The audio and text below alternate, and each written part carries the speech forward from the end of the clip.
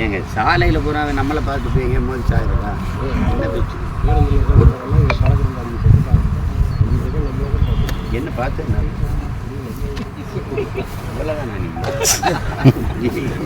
November 27ஆம் தேதி மாநாட்டையொட்டி மாநாட்டு திடலை ஆய்வு செய்த சீமான்.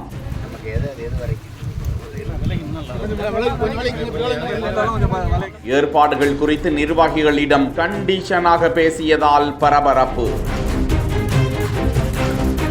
வருகிற 2026ஆம் ஆண்டு சட்டமன்ற தேர்தலை எதிர்கொள்ளும் விதமாக சீமான் வருகிற நவம்பர் 27ஆம் தேதி மாநாடை அறிவித்து சென்னை மதுராந்தகம் சாலை அருகே பிரம்மாண்டமான பகுதியில் மாநாடு நடத்த ஏற்பாடுகள் நடந்து வரும் நிலையில் அப்பகுதியில் நேரில் சென்று ஆய்வு மேற்கொண்ட சீமான் கட்சி நிர்வாகிகளிடம் இந்த மாநாட்டிற்கான நிலம் எவ்வளவு என கேள்வி எழுப்பியதற்கு அவருக்கு சரியான பதில் கிடைக்கவில்லை. அந்த பக்கம் தென்னை மரம் இருக்கே, அவ்வளவு தூரம் என வாய் வார்த்தையில் ஒரு கணக்காக சொன்னதால் நிலத்தின் அளவு எவ்வளவு என கேள்வி எழுப்பிக் கொண்டிருந்தார். அப்போது மேடையின் அளவு குறித்து ஒரு நிர்வாகி கூற மேடையை கேட்கவில்லை, மாநாட்டு திடலுக்கான நிலம் எவ்வளவு என கேள்வி எழுப்பிய சீமானிடம் ஒரு நிர்வாகி சாலை அருகாமையிலேயே இருப்பதால் சாலையில் செல்பவர்கள் மாநாட்டிற்கு வருவதற்கு ஏதுவாக இந்த நிலம் இருக்கிறது என கூறிய போது சாலை மார்க்கமா போறவங்க எல்லாம் மாநாட்டை பார்த்துக்கிட்டே போனா எங்கேயாவது அடிபட்டு சாவறதுக்கா என கடிந்து கொண்டார் சீமான். மேலும் அந்த நிர்வாகியை பார்த்து உங்களுக்கு